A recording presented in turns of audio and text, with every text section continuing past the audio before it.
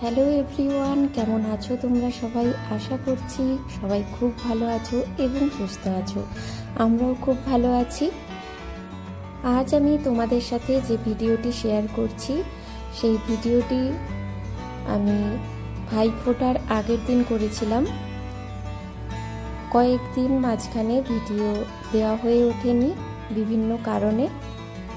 আজ তোমাদের সাথে সেই ভিডিওটি শেয়ার করছি। সেদিন আমরা ভাইফোঁটার কেনাকাটা করার জন্য বাড়ি থেকে বেরিয়েছিলাম আর আমার বাবার বাড়ি যাওয়ার উদ্দেশ্যে। আর সেখান থেকে গিয়েছিলাম তমলুক ঠাকুর দেখার জন্য। তোমরা যারা তমলুকের কাছাকাছি থাকো তোমরা সবাই জানো যে তমলুকে খুব ভালো কালী পুজো হয়, মানে একই জায়গার মধ্যে অনেক পুজো হয় আর ওখানে কয়েকটা থিম পুজোও হয়। তো আমরা প্রথমে কিছু কেনাকাটা করলাম ভাইফোঁটার জন্য, তারপর গেলাম বাবার বাড়িতে। ওখানে মা আমাদের জল মিষ্টি আর চা খেতে দিল। খাওয়া দাওয়া করে আরুকে ওখানে রাখলাম।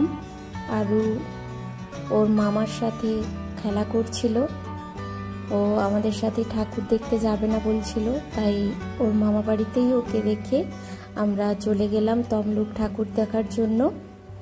এই যে প্রথমে আমরা মানিকতলার কাছে এই ঠাকুরটা হয়েছিল সেই প্যান্ডেলে ঢুকেছি ঠাকুর দেখার জন্য। তারপর ওটা দেখে আরও কিছুটা এগিয়ে এই মণ্ডপটাতে ঢুকেছিলাম। এটাও খুবই সুন্দর হয়েছে, থিম পুজো। পুরো বই দিয়ে প্যান্ডেলটা তৈরি করা হয়েছে, তোমরা দেখেই বুঝতে পারছো খুবই সুন্দর একটা থিম তৈরি করা হয়েছে। ভেতরটাও খুবই সুন্দর আর মা কালীর মূর্তিও খুব সুন্দরভাবে তৈরি হয়েছে, দেখতে বেশ ভালোই লাগছিল। আমরা সেদিন খুব বেশি যে ঠাকুর দেখেছিলাম তা না, কয়েকটাই দেখেছিলাম।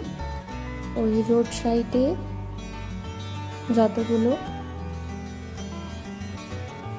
ভিতরের দিকে আর যাইনি। আগেরবার যেমন আমরা মানিকতলা থেকে ঢুকেছিলাম, ওখানের ভেতরে যতগুলো পুজো হয় সবগুলোই প্রায় দেখেছিলাম। তারপর এই যে মেন যে পুজোটা হয় ওখানে গিয়েছিলাম। এটা হচ্ছে একেবারে হসপিটাল মোড়ের কাছে। এটা খুবই ভালো পুজো হয়েছে, মানে প্যান্ডেলটা একেবারে দেখার মতো।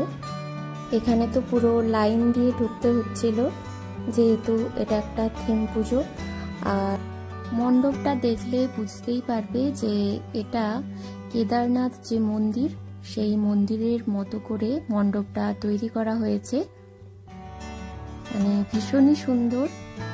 ভেতরে প্রবেশ করলে ভালোভাবে এর থিমটা বোঝা যাবে, মানে মনে হচ্ছিল একটা গুহার মধ্যে প্রবেশ করেছি বা একটা পাহাড়ের মধ্যে।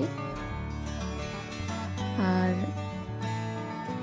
মায়ের যে মূর্তিটা সেটাও খুব সুন্দর তৈরি করা হয়েছে। আর তার পাশেই একটা ঝর্ণার মতো তৈরি করা হয়েছে, যেটাও পুরো অরিজিনাল মনে হচ্ছিল, মানে ভীষণই সুন্দর এক কথায়। এই প্যান্ডেলটা দেখে তো আমার খুবই ভালো লেগেছিল। এই ক্লাবটি প্রতি বছরই খুব ভালো থিম পুজো করে। আর এখানে যেহেতু একেবারে মেন রোডের সাইডে এই পুজোটা হয়, তাই পুরোপুরি সন্ধ্যের থেকে গাড়ি চলাচল পুরো বন্ধ থাকে।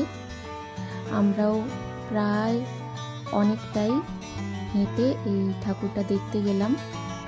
অনেকটা আগেই আমাদের গাড়ি রেখে তারপর হেঁটে হেঁটে যেতে হয়েছে। এই যে ঠাকুর দেখে বেরিয়ে চলে গেলাম কিছু খাওয়া দাওয়া করার জন্য। প্রথমেই খেয়েছিলাম সুইট কর্ন চাট, তারপর খেয়েছিলাম গরম গরম মোমো।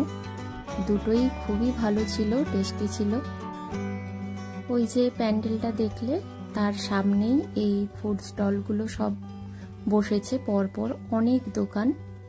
খাওয়া দাওয়ার পর আমরা সামনের আরও একটা পুজো দেখার জন্য চলে এসেছি। এই মণ্ডপটাও বেশ ভালো হয়েছে, বিদ্রোহী সংঘ।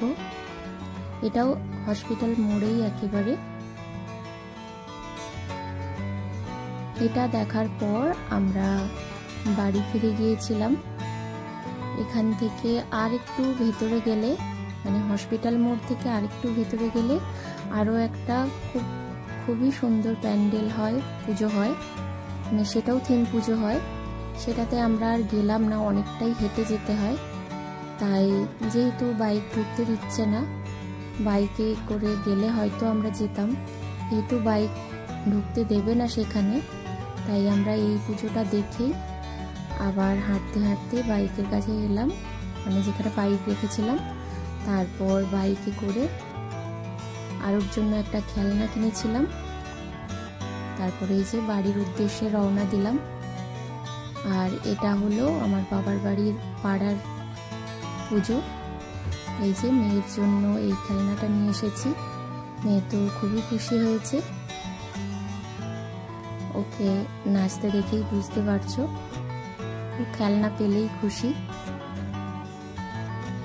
বাড়ি ফিরে ফ্রেশ হয়ে তারপর মাকে দেখাচ্ছিলাম যে দাদাদের জন্য কি কি কেনাকাটা করেছি ভাইফোঁটার জন্য।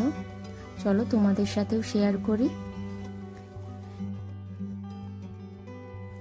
এই যে জামাটা দেখছো, এটা হচ্ছে দিনেশদার জন্য। আর এই হালকা কালারের যে টি শার্টটা, এটা বর্দার জন্য। আর এই ব্লু আর সাদার কম্বিনেশন টি শার্টটা, এটা ছোটদার জন্য। আর এই জামা প্যান্টের সেটটা, এটা আমার কাকুর ছেলের জন্য।